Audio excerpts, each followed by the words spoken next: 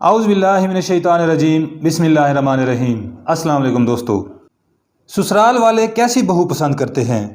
جس لڑکی کو بے حد چاہت اور دھوم دھام سے بیاہ کر گھر لایا جاتا ہے وہ گھریلو تشدد اور لڑائی جھگڑوں کا شکار کیوں ہو جاتی ہے؟ اس مسئلے کو سمجھنا بہت زیادہ آسان ہے۔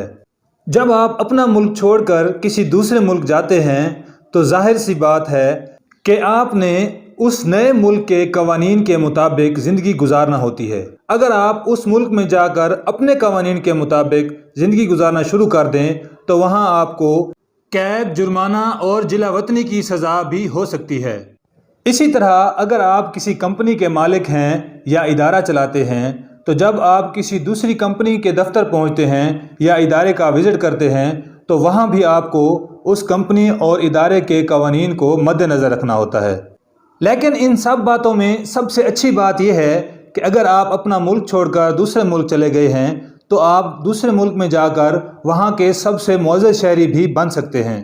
اس کے لیے آپ کو وہاں رہنے والے لوگوں کے جذبات کا خیال رکھنا ہوگا اور قوانین پر پوری طرح سے عمل کرنا ہوگا۔ تاریخ میں ایسے بے شمار انسان موجود ہیں جو دوسرے ملکوں میں جا کر اہم عہدوں پر فائز ہوئے، یہاں تک کہ وزیر اعظم بھی بن گئے۔ اسی طرح سسرال کی مثال بھی دوست ملک یا ایک نئے ملک جیسی ہوتی ہے، جہاں پر پہنچنے کے بعد آپ کا سب سے پہلا کام یہ ہے کہ آپ وہاں کے قوانین کو سمجھیں اور ان پر عمل کرنا شروع کر دیں، اور ساتھ ہی وہاں کے رہنے والے لوگوں کے جذبات کا خیال رکھیں۔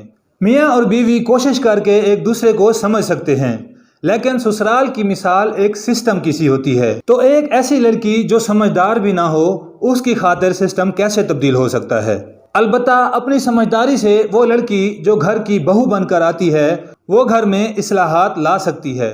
سسرال پہنچ کر لڑکی کا پہلا کام سسرال والوں کے مزاج کو سمجھنا اور پھر ان کے مزاج کے مطابق ان سے پیش آنا ہوتا ہے۔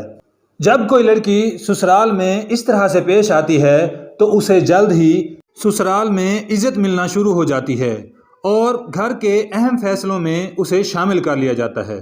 ان تمام معاملات میں سمجھداری ایک ضروری شرط ہے۔ اپنی توجہ اور سمجھداری سے اپنے گھروں کو جنت بنائیں۔ خوش رہیں۔ اللہ حافظ۔